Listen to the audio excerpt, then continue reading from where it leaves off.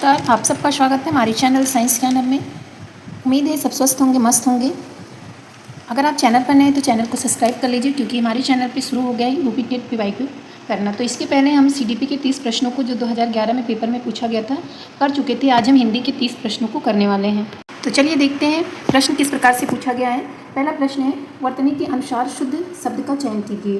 पहला है पूजनीय, दूसरा है पूजनीय, तीसरा है पूजनीय, चौथा है पूजनीय। तो इनमें से कौन सा सही है? आपका ऑप्शन जो सही है वो बी सही है। कौन सा ऑप्शन? ऑप्शन बी सही है।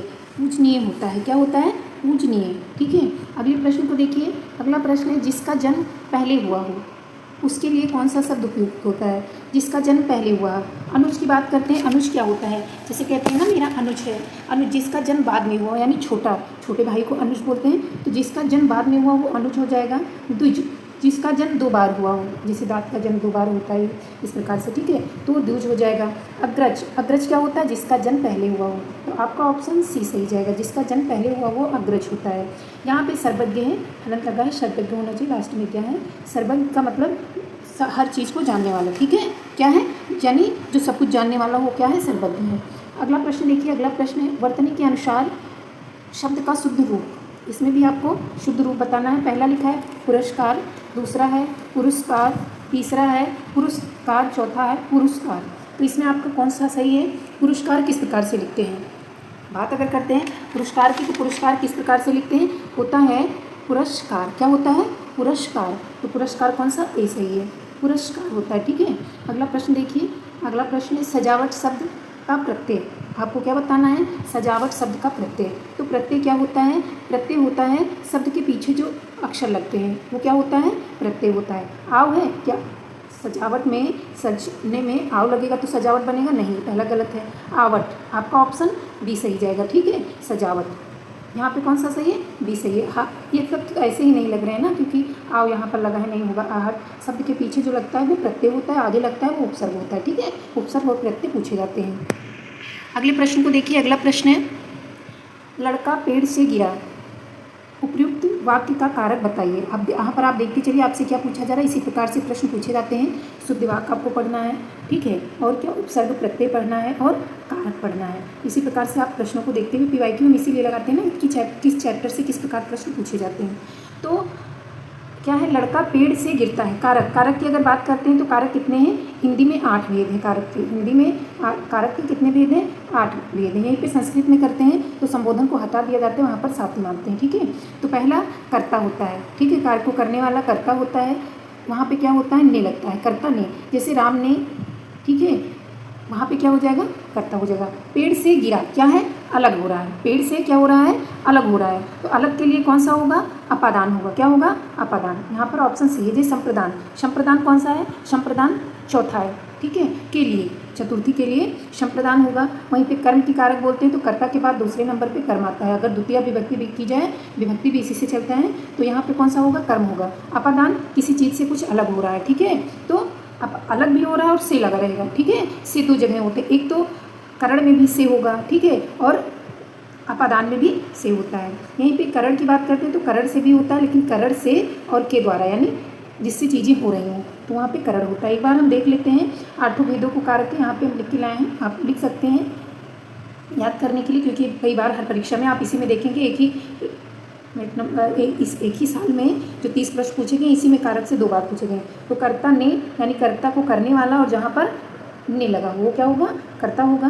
कर्म को, ठीक है, कर्म को करने वाला, जैसे, ठीक है, उसके बाद करण से या के द्वारा, यानी जैसे संप्रदान के लिए अपादान से अलगाव, संबंध काकी के रारी रे, अधिकरण में पर संबोधन हे हरि जैसे लगता है तो वहाँ पर होता है। अभी मैं एक एक समझा दे रही हूँ। देखिए, जैसे सबसे पहले आप ये रख लीजिए, कर्ता ने, यानी जो काम को कर रहा है, जैसे राम ने खाना बनाया, ठीक है, तो ये कर्ता ने लगा है तो ये कर्ता हो गया। कर्ता ने कर्म को करण से के बाद आप से के द्वारा यहाँ लिखी लेंगे, वहाँ पे जो करने वाला हो उसके द्वारा। करण से संप्रदान के लिए अपादान से अलगाव, संबंध का की रे रारे, अधिकरण में पर संबंध हे हरि। तो आपको ये शब्द बीच में ये जो है के या से या के द्वारा का की के, ये सब मिलेगा। तो आप एक बार अगर इसको रट लेते हैं तो आपको बहुत सही लगेगा। क्योंकि अभी आप प्रश्न देखिएगा, जैसे हैं राम ने शोरगुल करके डाकुओं को भगाया। तो को, अब यहाँ पे को लग गया ना, तो को कहाँ पर लिखा है आपका? को अभी मैं आपसे पूछूं तो कहाँ पर लिखा है बताइए? कर्ता ने कर्म को, कर्म में लिखा है ना, तो यहाँ पे कौन सा हो जाएगा? कर्म। अगर आपसे पूछा जाए कौन सा कारक है, तो कर्म कारक है। इस प्रकार से प्रश्न पूछे जाते हैं। अगले प्रश्न को देखिए इन सब की अगर विस्तार वीडियो है तो टॉपिक भी कवर करवाया गया है। टॉपिक पे जा करके एक एक देख लीजिए। जो भी टॉपिक बच्चे हैं कमेंट करिए, उनको भी करवा दिया जाएगा। जैसे वर्णमाला से बहुत बनते तो पूरा वर्णमाला करवा दिया गया। संधि होता है कुछ टॉपिक ऐसा, तो करवा देगा। देखिए कारक में तो आप अगर इसको रख लेते हैं तो आराम से लगा सकते हैं प्रश्नों को सॉल्व करते हुए, इसलिए नहीं करवाएं। अगर दिक्कत आती है तो आप बताइए, करवा देंगे। अगला आता है समास। समास से पूछा गया चौराहा कौन सा समास है? क्या पूछा गया है? चौराहा कौन सा समास है? ऑप्शन ए है बहुब्रीहि, ऑप्शन बी है द्वंद्व, ऑप्शन सी है द्विगु, ऑप्शन डी है तत्पुरुष। तो समास से भी आपका प्रश्न पूछा जाता है। यहाँ पर क्या पूछा गया है? चौराहा। चौराहा में क्या हो रहा है? आगे गिनती है। अगर आगे यानी जो शब्द बन रहे हैं, शब्द में जो प्रथम पद हो यानी, ठीक है, उसमें क्या होता है? नंबर हो, और क्या हो? वहाँ समूह की बात की जाए तो वहाँ पर क्या होता है? द्विगु समास होता है। कौन सा होता है? द्विगु समास। बहुब्रीहि की बात की जाए तो यहाँ पे किसी अन्य की प्रधानता होती है, किसी अन्य की प्रधानता होती है। जैसे हम बात करते हैं लंबोदर, जैसे कहें लंबोदर, तो लंबा है उधर किसका?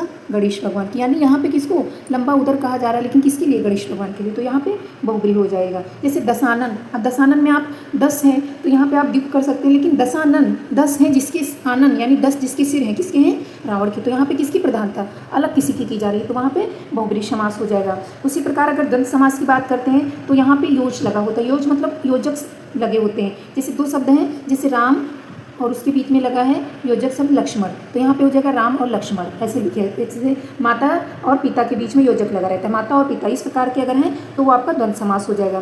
तत्पुरुष समास की अगर बात करते हैं तो ये कारक के हिसाब से होते हैं, ठीक है। इसमें तत्पुरुष समास में आपको पढ़ने के लिए कारक की जानकारी होनी चाहिए। उस प्रकार से यहाँ पे प्रश्न तत्पुरुष में पूछे जाते हैं, तत्पुरुष में कारक लिए जाते हैं। आप चैनल से जुड़ जाइए अगर सब्सक्राइब नहीं किए हैं। जैसे आप PYQ करते जाएंगे आपको एक चीज़ें समझ में आती जाएंगी। अभी ये जो तत्पुरुष का है, तत्पुरुष का कारक के हिसाब से किस प्रकार से पूछा जाता है उसको मैं समझा दूंगी, जैसे इस प्रकार के प्रश्न आते हैं। अगला है पुत्री का पर्यायवाची शब्द नहीं है। आपको क्या बताना है? पुत्री का पर्यायवाची शब्द नहीं है। तो पुत्री का पर्यायवाची शब्द अगर बात करते हैं तो क्या है? तनय है पहला, ऑप्शन बी है श्रुता, ऑप्शन सी है आत्मजा, ऑप्शन डी है दुहिता। तो आप ये ध्यान रखिए जब पुत्र और पुत्री की पूछी जाए तो इसमें जो पीछे का अक्षर लिखा रहेगा, अगर पुत्र की पूछी जाए मेल की तो ये सिंगल होगा, लेकिन अगर फीमेल की पुत्री की जैसे पूछी जाए तो उसमें डबल मात्रा आपको देखने को मिलेगी। तो यहाँ पे जो ऑप्शन आपका सही जा रहा है, नहीं पूछा गया, निगेटिव पूछा गया है ना, तो निगेटिव में आपका ए है। क्या है? तनय। तनय यानी यहाँ पे एक ही मात्रा है, तो ये पुत्र की पर्यायवाची, ये पुत्री की पर्यायवाची नहीं है। निगेटिव में आपका आंसर ये सही जाएगा। सुता, आत्मजा, दुहिता, ये बेटी का है। बेटी की पर्यायवाची आप यहाँ पर देख लीजिए, रख लीजिए।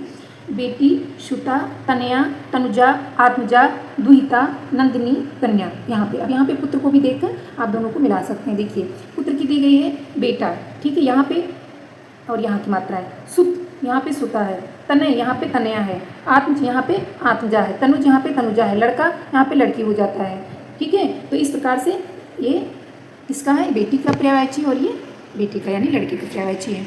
अगला प्रश्न देखिए, अगला प्रश्न पूछा गया है निम्नलिखित में से कौन सा शब्द कमल का पर्यायवाची शब्द नहीं है। देखिए पर्यायवाची भी पूछी जा रही है बहुत, तो ये सब टॉपिक अच्छे से पढ़ लीजिएगा।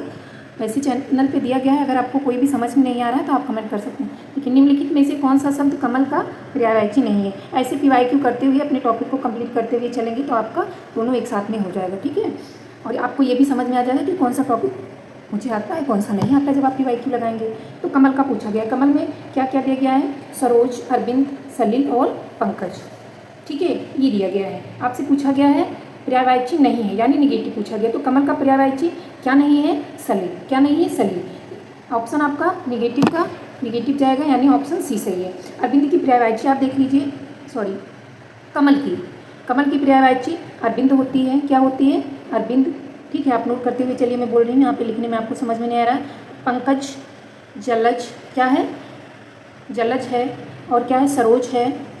सतदल है। क्या है? सतदल। इसके बाद आप नोट कर सकते हैं अम्बुज, क्या है? अम्बुज हो सकता है। और नलिन, जैसे पानी में पाया जा रहा है ना, तो ये नलिन है। उसके बाद आप ताम्रस, ठीक है, ये सब किसकी पर्यायवाची हो गई? ये पर्यायवाची किसकी हो गई? कमल की। यहीं पे आप सलिल पूछा गया था, सलिल नहीं पता है तो सलिल जो है ये जल की पर्यायवाची है। किसकी? जल की है। जल की पर्यायवाची भी आप नोट कर सकते हैं, देख लीजिए एक बार। जल को नीर बोलते हैं, सबको पता है। उदक, जो नहीं जानते हैं उसको नोट कर लीजिए, क्या है? उदक होता है। पानी, जल को सबको पता है। पानी को अम्बु भी बोलते हैं, क्या बोलते हैं? अम्बु बोलते हैं, अम्बु कर लीजिए। तोय बोलते हैं, तोय, ठीक है। जल ही जीवन है, तो जल की पर्यायवाची जीवन है, ठीक है। उसके बाद वारी है, क्या है? वारी, यहाँ पे ऐसे मैं लिख दे रही हूँ, आप समझते हुए चलिए। वारी है। और मेघ पुष्प है, क्या है? मेघ पुष्प, ये जल की पर्यायवाची हो गई। अगले प्रश्न को देखिए। अगला प्रश्न है, जिसकी मति झट सोचने वाली हो के लिए शब्द कौन सा होगा? ये भी देखिए दूसरा प्रश्न है ना, एक इससे पहले पूछा गया था और ये दूसरा प्रश्न है। तो जिसकी मति झट सोचने वाली हो वो क्या होगा?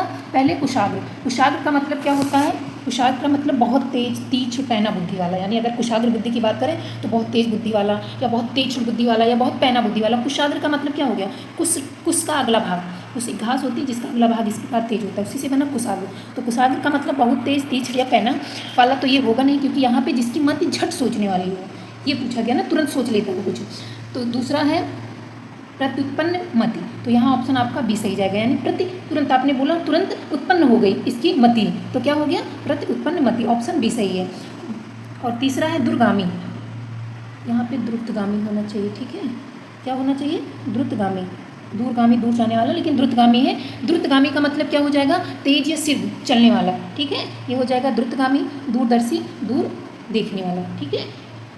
अगले प्रश्न को देखिए। अगला प्रश्न पूछा गया है आपसे, निर्गुण का संधि विच्छेद। क्या पूछा गया है? निर्गुण का संधि विच्छेद। ऑप्शन आप देखिए, ये आप संधि में जाएंगे तो इसके नियम को अच्छे से बताया गया, आप वहाँ पर देख सकते हैं। निर्गुण, यहाँ पे निर्गुण को आप तोड़ेंगे तो दो शब्द मिलेगा, ठीक है। एक तो ये विसर्ग संधि है। सबसे पहले यहाँ पे आप देखिए विसर्ग संधि, यहाँ पर रा बनता किस प्रकार से, वो नियम देखिए। तो यहाँ पे निर और गुण, दो शब्द मिलकर बनेगा निर्गुण। अगर छोटा और बड़ा के अलावा, यानी जो विसर्ग के पहले है उसमें छोटा और बड़ा, इसके अलावा कोई स्वर हो, ठीक है। और बाद में, ये जो बाद में क्या लिखा है? गुण लिखा है, इसमें क्या हो? कोई दूसरा स्वर आ जाए, ठीक है। या फिर क्या हो? वर्ग का, जो वर्ग होता है जैसे कावर, खावर, इसमें तीसरा, चौथा और पांचवा। या अंतस्थ, अंतस्थ में क्या आता है? या रा लावा, या रा ला वा, ठीक है। हाँ, ये सब अगर इसमें आ जाए तो ये क्या हो जाता है? ये जो विसर्ग है ये रा बन जाता है। क्या होता है? जैसे यहाँ पर देखिए, ये छोटा बड़ा के अलावा यहाँ पे ई है, तो ये अपना नी यहीं पे है। उसके बाद यहाँ पे गा, गा का वर्ग का तीसरा है ना, तो ये अब इसमें कोई वर्ण में चेंजेस नहीं आएगा, लेकिन ये जो विसर्ग है ये रा बन जाएगा। तो विसर्ग यहाँ पर रा बन गया, ठीक है। ये रा यहाँ पर हो गया और अपना गुण यहाँ पर आ गया, तो क्या बन गया? निर्गुण। ऑप्शन आपका सी सही जाएगा। कौन सा? सी सही है। अगला प्रश्न देखिए, निम्नलिखित शब्दों के दिए गए विकल्पों में से तत्सम का चयन कीजिए। क्या पूछा गया है? तत्सम। तत्सम क्या होता है? तत्सम होता है कि संस्कृत का वह शब्द जिसमें कोई परिवर्तन ना हो, ठीक है, और वो वैसे उपयोग कर लिए जाए। आप गांव में अगर कोई शब्द ऐसे देख रहे हैं जो अपडेटेड ना हो, ठीक है, वही आप तत्सम। कुछ शब्द अगर आप नहीं भी रटते हैं ऐसे सुने हुए शब्दों को, तो आप कर लेंगे, ठीक है। यानी जिस शब्द में जो पुराने शब्द हैं, संस्कृत की उत्पत्ति हुई है ना सबसे, तो संस्कृत से ही जिनकी क्या हुई हो, कोई परिवर्तन ना हो, वो तत्सम होता है। और जो आजकल हम परिवर्तन करके भाषाओं को दुग्ध, दुग्ध तत्सम है, लेकिन हम दूध बोलते हैं, ठीक है। कार्य, कार्य को काम बोलते हैं। तो इस प्रकार से जिसमें परिवर्तन ना हो, तत्सम हो गया हो तो तद्भव हो। तो यहाँ पे क्या पूछा गया? तत्सम। तो तत्सम देखिए, कलश, कलश, कलश, कलसा। अब इसमें आप ये बताइए कि सबसे शुद्ध शब्द कौन सा है जिसमें परिवर्तन ना हुआ हो? तो सबसे शुद्ध कलश होता है, ऑप्शन ए सही है। ऐसे कोई कलश को क्या बोल जाए? कलसा बोल देता है, कलश बोल देता है, कलश बोल देता है, कुछ भी बोल देता है, लेकिन शुद्ध शब्द क्या है? कलश। अगले प्रश्न को देखिए। अगला प्रश्न है, निम्नलिखित वाक्यों में से शुद्ध रूप चुनिए। आपको शुद्ध रूप चुनना है, ये भी आप पढ़ लीजिएगा, ठीक है। ये सब चीज़ें ऐसी हैं कि आप थोड़ा पढ़ते जाएंगे तो आपको समझ आ जाएगा, यानी समझ विकसित हो जाएगी। और जैसे संधि है, समास है, कारक है, ये सब आपको एक से दो बार पढ़ना पड़ेगा, फिर आप PYQ जैसे करवाती रहेंगे, करते रहेंगे, आपको समझ में आ जाएगा। तो पहला है, हमारी सौभाग्यवती कन्या का विवाह होने जा रहा है। दूसरा है, हमारी आयुष्मती कन्या का विवाह होने जा रहा है। तीसरा, यानी यहाँ पे सौभाग्यवती और आयुष्मती, इन्हीं चीज़ों पे वर्णन किया जाए। विवाह होने जा रहा है, होने जा रहा है, होने जा रहा है, ये सब सेम है। अब यहाँ पे आपको बताना है कि कौन सा शुद्ध है। तो पहली बात आप ये समझिए कि आयुष्मती का विवाह होने जा रहा है। तो आयुष्मती और सौभाग्य कांक्षणी ये शब्द किसके लिए होता है? पुत्री या कन्या के लिए। तो विवाह किसका हो रहा है? पुत्री या कन्या का हो रहा है। तो जहाँ पे क्या लगा हो? सौभाग्यवती, वो सही है। ठीक है, तो सौभाग्यवती कहाँ कहाँ लिखा है? एक ये लिखा है हमारी सौभाग्यवती कन्या का विवाह होने जा रहा है, यहाँ हमारी सौभाग्यवती कन्या का विवाह होने जा रहा है। ठीक है, आप ये दोनों पहले नोट करके रखिए। इसके बाद सौभाग्यवती कन्या को बोलते हैं और क्या बोलते हैं? और बोलते हैं सौभाग्य कंचड़ी। सौभाग्य यहाँ पे लिखा है, आप लिख लीजिए कंचड़ी। ठीक है, सौभाग्य कंचड़ी भी इसको बोलते हैं कन्या को। अब यहाँ पे आयुष्मती सॉरी देखिए गलत मैं बोल रही थी यहाँ पे गलत, यहाँ पे बोल रही थी लेकिन जुबान से गलत निकल गया। देखिए सौभाग्यवती जो होता है, सौभाग्यवती विवाहित महिला के लिए किया जाता है। ठीक है, तो यहाँ पे आपका ये सौभाग्यवती लिखा है और ये तो यहाँ पे पहले ही कट जाएगा। ठीक है, क्योंकि यहाँ पे क्या किया जा रहा है? सौभाग्यवती किसके लिए यूज करते हैं? विवाहित स्त्री के लिए, पत्नी के लिए, वधू के लिए सौभाग्यवती हो, जिसकी शादी हो गई हो। अब कन्या की बात आती है तो कन्या को बोलते हैं क्या बोलते हैं? आयुष्मती और सौभाग्य कांक्षणी। ठीक है, कन्या या पुत्री के लिए उपयोग करते हैं आयुष्मती या सौभाग्य कांक्षणी। तो हमारी आयुष्मती कन्या का विवाह होने जा रहा है। एक ये है हमारी आयुष्मती कन्या की विवाह होने जा रहा है। तो आपको इसमें से अब बताइए सही कौन सा लग रहा है? तो कन्या का विवाह होने जा रहा है, तो यहाँ आपका ऑप्शन बी सही जाएगा। हमारी आयुष्मती कन्या की विवाह होने जा रहा है, तो यहाँ पे ये भी कट जाएगा। तो आपका ऑप्शन जो सही है वो बी सही है। यहाँ पे आप इस मिस्टेक को हमसे हो गई है उसका सही कर लीजिए। नोट कर लीजिए कि जो सौभाग्यवती होता है वो विवाहित स्त्री के लिए यूज करते हैं, लेकिन जो आयुष्मती है या सौभाग्य कांक्षणी है ये कन्या या पुत्री के लिए करते हैं। अगले प्रश्न को देखिए। अगला प्रश्न है निम्नलिखित शब्द का संधि विच्छेद क्या होगा? देखिए अगर आपको वीडियो अच्छी लग रही है तो लाइक कर कमेंट जरूर कर लीजिए, चैनल को सब्सक्राइब कर दोस्तों के बीच शेयर कर दीजिए। ठीक है, चलिए देखते हैं निम्नलिखित शब्द का संधि विच्छेद क्या होगा। पूछा गया है संधि विच्छेद यहाँ पे भी, तो संधि विच्छेद भी बहुत इंपॉर्टेंट है। पहला है भानुदय, यानी भानुदय का संधि विच्छेद पूछा गया है। तो यहाँ पे आप जब भानु उदय यानी क्या हो रहा है? बड़ा ऊ का दीर्घ हो रहा है, तो यहाँ पे इसको अगर आप तोड़ेंगे तो भानु होगा और छोटा ऊ से उदय होगा। अब यहाँ से अगर आपको संधि पढ़े हैं तो आपको पता होगा कि यहाँ पे छोटा ऊ और छोटा ऊ मिल करके क्या बन रहा है? छोटा ऊ मिल के बन रहा है बड़ा ऊ, यानी तब हो रहा है भानुदय। तो पहले आप देखिए कहाँ पर लिखा है भानु उदय, यहाँ पे दो सेम दिख रहे हैं। ठीक है, यहाँ पे दो सेम दिख रहे हैं तो एक गलत आप करेंगे। ठीक है, यहाँ पे आप ये वाला मान लीजिए गलत है। ठीक, क्योंकि यहाँ पे दोनों एक सेम है, बाकी इन दोनों में यहाँ पे भी वही दिया है, टाइपिंग मिस्टेक हुआ है। ठीक है, तो यहाँ पे भानु उदय होगा। अब ये संधि कौन सा होगा? ये दीर्घ होगा। क्या होगा? दीर्घ होगा। दीर्घ का नियम क्या है? ऑप्शन आप पहले यहाँ पे सही कर लीजिए ए। ठीक है, भानुदय में ए सही है। ठीक है, दीर्घ संधि का आप नियम देख लीजिए। दीर्घ संधि में जैसे छोटा है, ठीक है, और आपका बड़ा है, छोटी है या बड़ी है या छोटा ऊ है या बड़ा ऊ है या री है, इसके बाद में हर्ष आ जाए, यानी हर्ष का मतलब जैसे छोटा छोटी छोटा ऊ, हर्ष आ जाए या दीर्घ जैसे बड़ा बड़ी बड़ा ऊ आ जाए, तो ये दोनों मिलकर के क्या करते हैं? दीर्घ हो जाते हैं। जैसे छोटा छोटा बड़ा हो गया, बड़ा बड़ा बड़ा आ गया, छोटी यानी दीर्घ हो गया। जैसे यहाँ पर छोटा ऊ मिलके बड़ा ऊ बन गया, तो ये क्या हो गया? दीर्घ हो गया। अगले प्रश्न को आप देखिए। अगला प्रश्न है निम्नलिखित वाक्यों में शुद्ध रूप चुनिए। शुद्ध रूप दूसरा आपसे चुना गया है।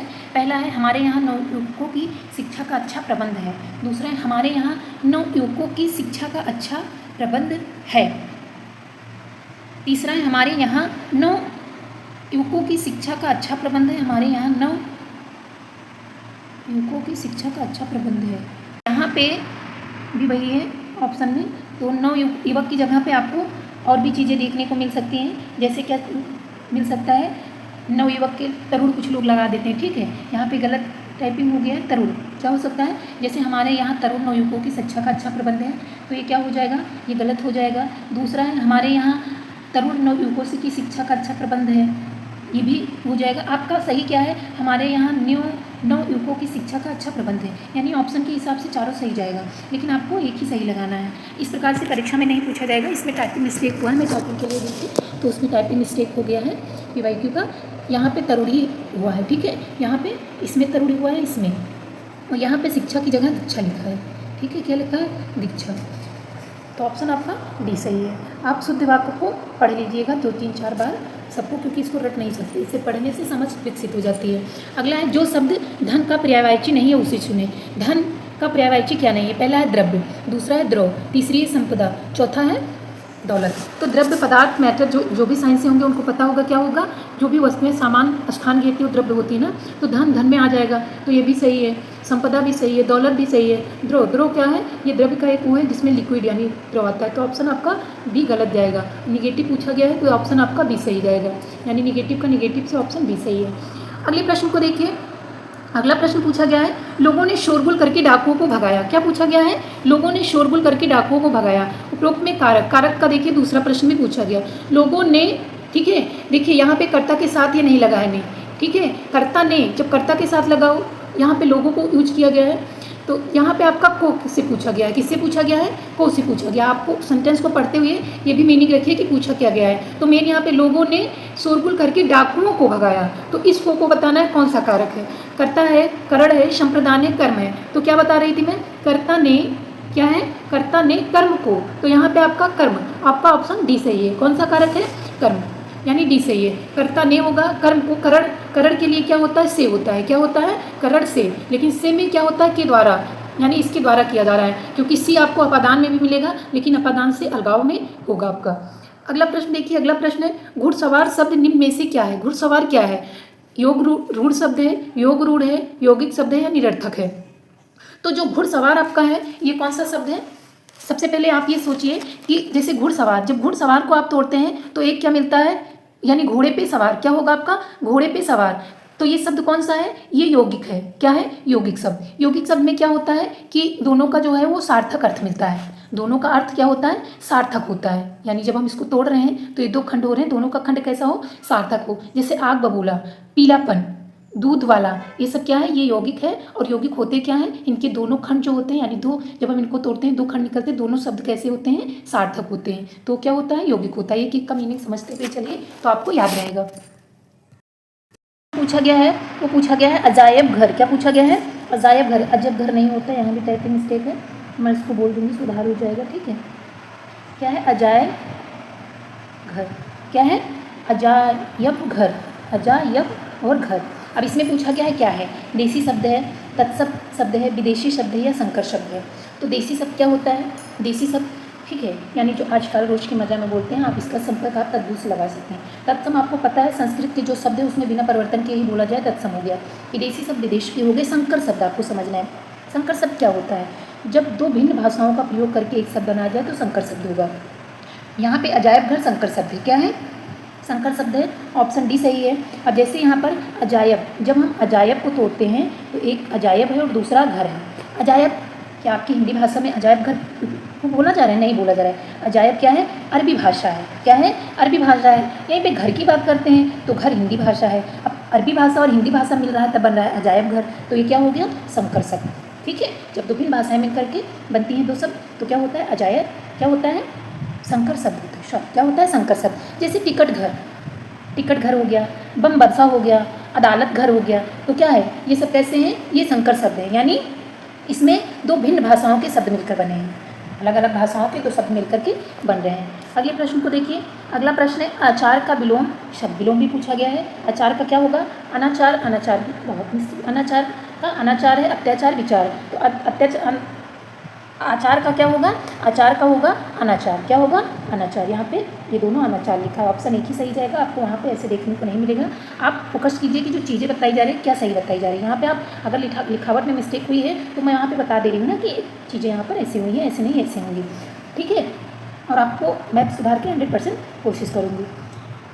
चलिए अगले प्रश्न को देखिए। और अगर पूरे PYQ जो भी आपका 2021 तक पेपर हुए सारे PYQ करवाए जाएंगे। अगर आपको सारे PYQ करने हैं तो आप चैनल पर जुड़ जाइए, क्योंकि किसी भी चैनल पर आप जाएंगे 2 से 3 PYQ उसके बाद टॉपिक का करवाया जाता है MCQ। तो आपको MCQ भी टॉपिक का, जो भी टॉपिक ऐसा लग रहा है कि हाँ नया टॉपिक है, इसमें आपको PYQ करवाते समय नहीं हो पाएगा, तो उस टॉपिक को करवाया जा रहा है, उसके MCQ को भी करवाया जा रहा है और PYQ भी करवाया जा रहा है।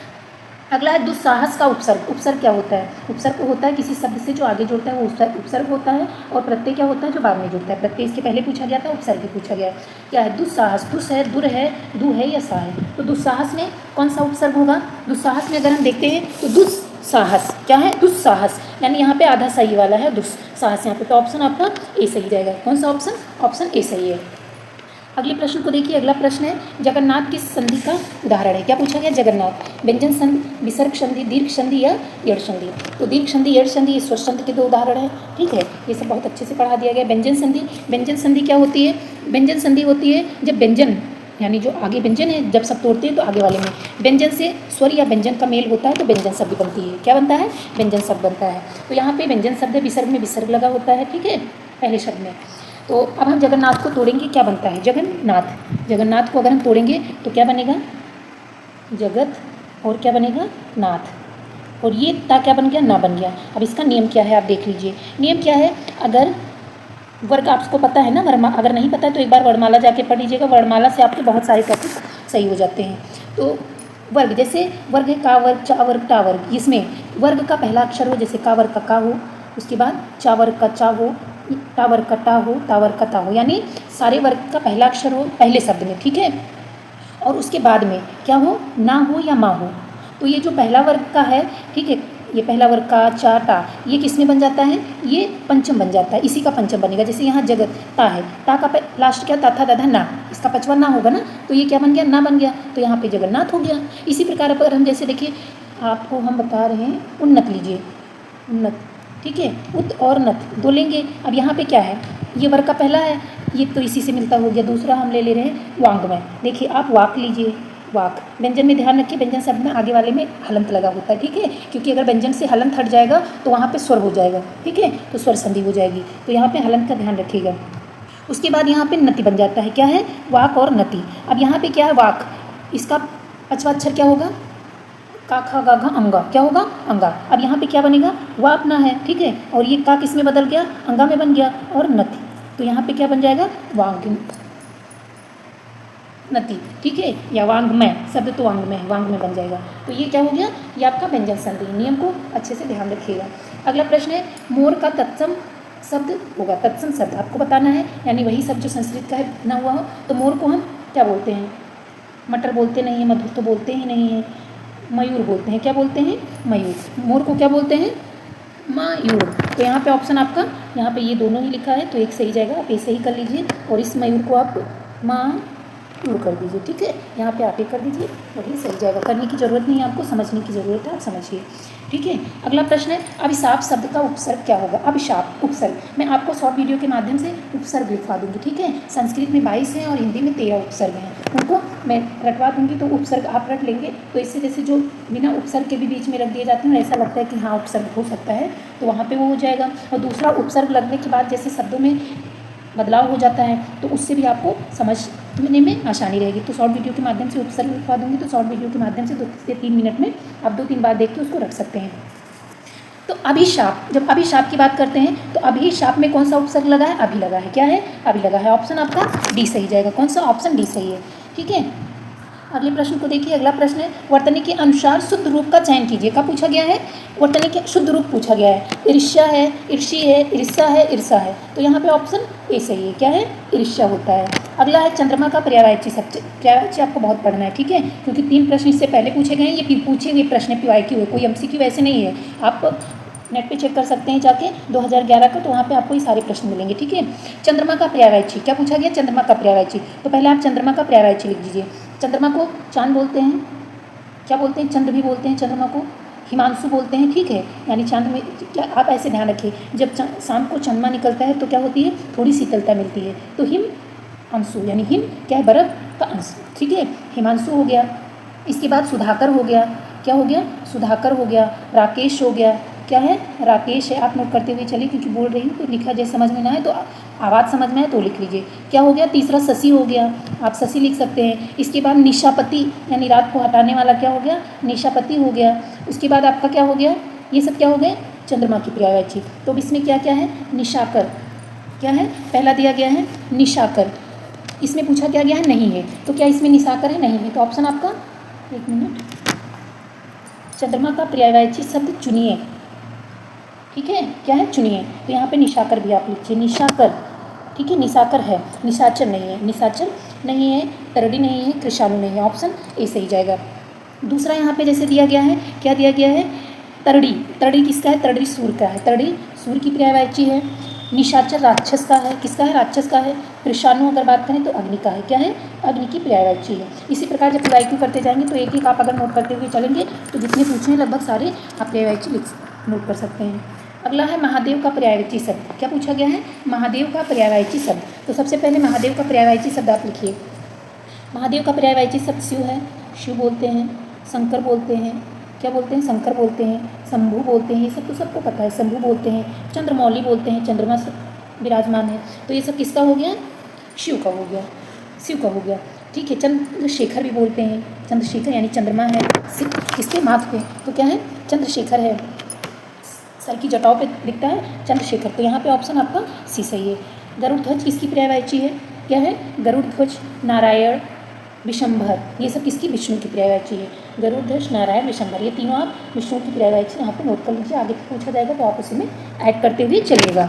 अगले प्रश्न को देखिए। अगला प्रश्न है यथाशीघ्र शब्द का समास बताइए। क्या है? यथाशीघ्र, यथाशीघ्र यानी आपसे क्या पूछा गया है? समास में पूछा गया है। तो यथाशीघ्र में आपका कौन सा समास है? अव्ययी भाव समास है। क्या है? अव्ययी भाव। द्वंद्व समास आपको बता दिए, द्वंद्व में क्या होता है? योज लगा होता है। क्या होता है? ये योजक होते हैं, यानी जब जैसे माता पिता राम लक्ष्मण जब तोड़ते हैं इनको तो और मिलता है। कर्मधारय समाज में, कर्मधारय में उपमेय, उपमान और विशेष विशेषण आपको देखने को मिलेगा, ये कर्मधारय। तत्पुरुष समास में आपको क्या? कारक विभक्तियाँ देखने को मिलेंगी। अगला प्रश्न देखिए। महात्मा गांधी में अमूल्य गुण थे, इस वाक्य में अमूल्य क्या है? अमूल्य क्या है? विशेषण है, संज्ञा है, सर्वनाम है या क्रिया है? तो अमूल्य क्या है? अमूल्य विशेषण है। क्या है? विशेष, क्या है? विशेषण है। इतना तो सबको पता होगा कि संज्ञा क्या है? नाम, वस्तु, स्थान, इसको संज्ञा बोलते हैं। उसकी जगह पे जो शब्द यूज करते हैं सर्वनाम बोलते हैं। क्रिया क्या होती है? काम करने को जब दिखाया जाए तो क्रिया होती है। तो यहाँ पे आपका अमूल्य क्या है? विशेषण है। अगले प्रश्न को देखिए। अगला प्रश्न है निम्नलिखित वाक्यों में क्रिया विशेषण युक्त वाक्य कौन सा है? क्या बताना है? क्रिया विशेषण वाला।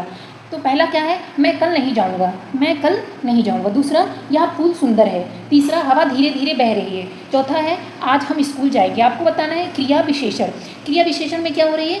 क्रिया भी हो रही है और क्रिया जो है विशेषता बता रही है। ठीक है। तो मैं कल स्कूल जाऊँगा, इसमें किसी की विशेषता बताई जा रही है? नहीं बताई जा रही। फूल सुंदर है, तो यहाँ पे सुंदर तो विशेषता है, लेकिन ये क्या है? ये क्या? क्रिया नहीं की जा रही है। तो यहाँ पे बह रही है, क्या है? क्रिया है। बह रही है क्रिया है, धीरे धीरे क्या है? विशेषण है। ठीक है। तो यहाँ पे आपका क्या जाएगा? ऑप्शन सी सही जाएगा। ऑप्शन आपका सी सही है। अगला प्रश्न देखिए। अगला प्रश्न है निम्नलिखित में योग रूढ़ शब्द चुनिए। क्या आपको बताना है? योग रूढ़ शब्द बताना है।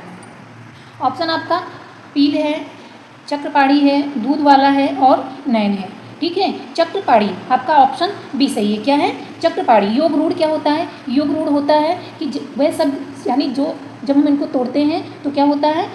दोनों का जो अर्थ है वो सही सही निकले, तो क्या होता है? योग रूढ़ होता है। ठीक है। तो आज के लिए इतने 30 प्रश्नों का सेट था। कैसा लगा है कमेंट जरूर करके फीडबैक दीजिए। चैनल पर नए हैं तो चैनल को सब्सक्राइब करिए। मिलते हैं अगली वीडियो में एक नए टॉपिक के साथ। जय हिंद।